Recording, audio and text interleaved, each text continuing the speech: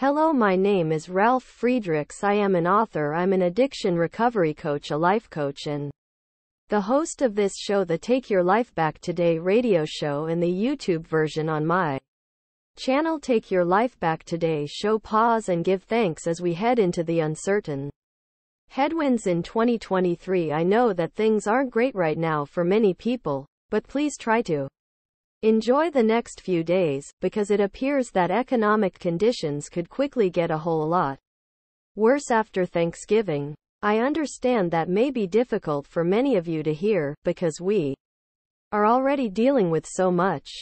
The worst inflation crisis in decades has been eviscerating our standard of living. Major layoffs are being announced all over the nation. The housing market has started to crash, and the fallout from the collapse of FTX threatens to push over more financial dominoes in the weeks ahead. Unfortunately, now we potentially have another major problem to add to the list. One of the largest rail unions just voted down a tentative agreement. And so now a national railroad strike in December is a very real possibility. The likelihood of a strike that would paralyze the nation's rail traffic grew on Monday when the largest of the 12 rail unions, which represents mostly conductors, rejected management's latest offering that included 24% raises and $5,000 in bonuses. With 4 of the 12 unions that represent half of the 115,000 rail workers holding out for a better deal, it might fall to Congress to impose one to protect the U.S. economy. Now that Smart TD has become the 4th union to reject the tentative labor deal that was on the table, preparations for a crippling nationwide railroad strike that would begin early next month will rapidly move forward. Such a strike would cripple thousands of supply chains from coast to coast, and even CNN has been forced to admit that an extended strike in Quat could cause shortages and higher prices for goods including fuel and food in Quat. If a strike goes on for an extended period, it could cause shortages and higher prices for goods including fuel and food. If the 4 unions that rejected the deals are unable to reach new deals before strike deadlines, Congress could order the railroad workers to remain on the job or return to work. The good news is that this labor dispute will eventually be resolved one way or another.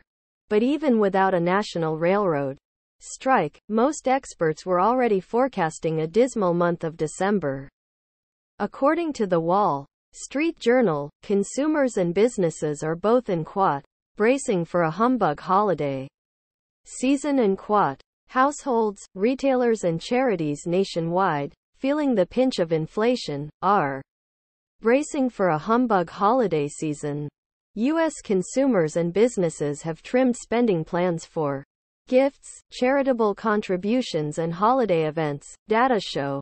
The penny pinching threatens to spoil the year-end for many, especially firms and nonprofits that tally their largest share of sales and donations in November and December. The Federal Reserve has been waging a war against inflation for months, but prices just keep going up. In fact, it is being reported that an average Thanksgiving dinner will cost about 20% more this year than it did last year. American families will have an unwelcome guest at the dinner table this Thanksgiving. Inflation. A Thanksgiving meal for 10 will cost $64.05, a 20% increase from last year's average of $53.31, the American Farm Bureau reports. The centerpiece on most Thanksgiving tables, the turkey, is a big driver of the increase. According to the Farm Bureau, the average price per pound is up 21% from last year. Meanwhile, job losses will completely spoil this holiday season for thousands upon thousands of Americans. Sadly, many of the jobs that are being lost are good-paying jobs.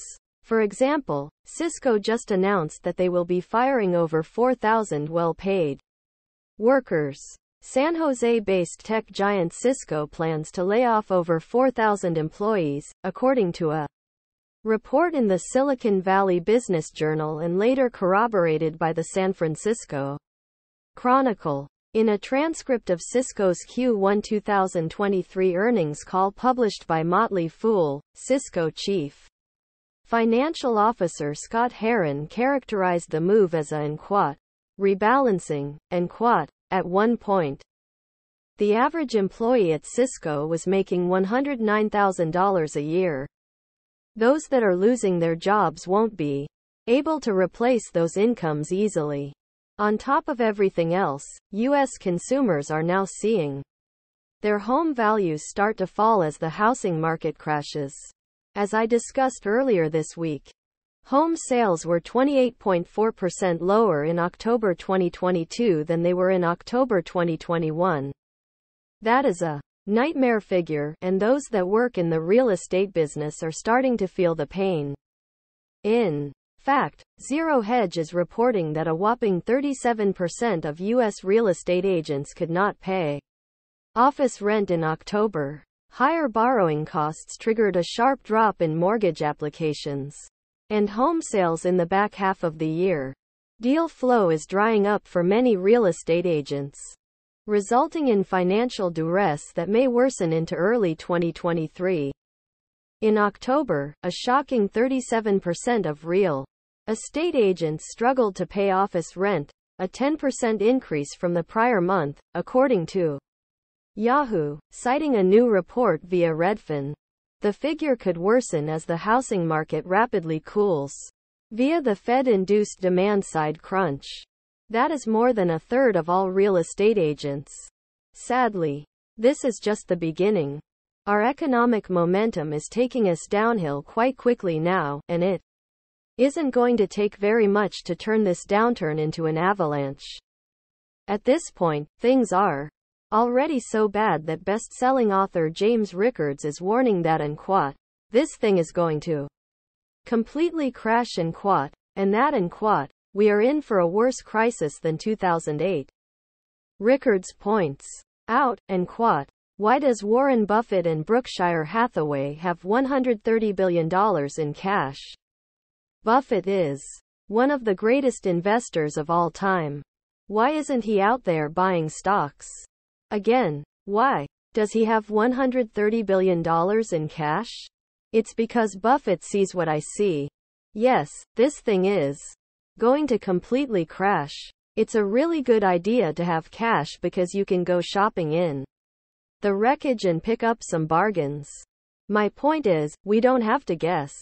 Look at the Treasury yield curve. Look at the euro-dollar futures yield curve.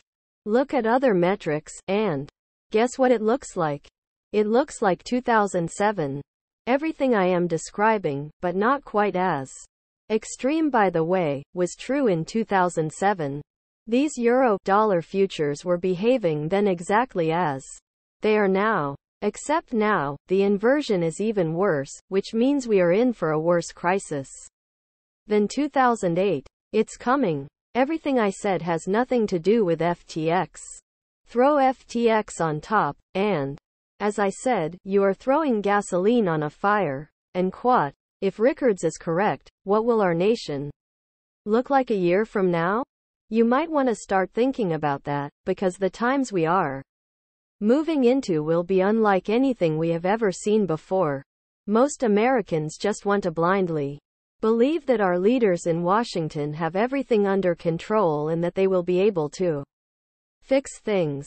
There is certainly nothing wrong with hoping for the best, but meanwhile you might also want to start preparing for the worst, because things are starting to get really crazy out there. Call me at 844-405-HELP. Together you and I can help each other take our lives back. Be good to yourselves and be good to each other. A simple smile to a total can change their life and even change your life. May God bless you.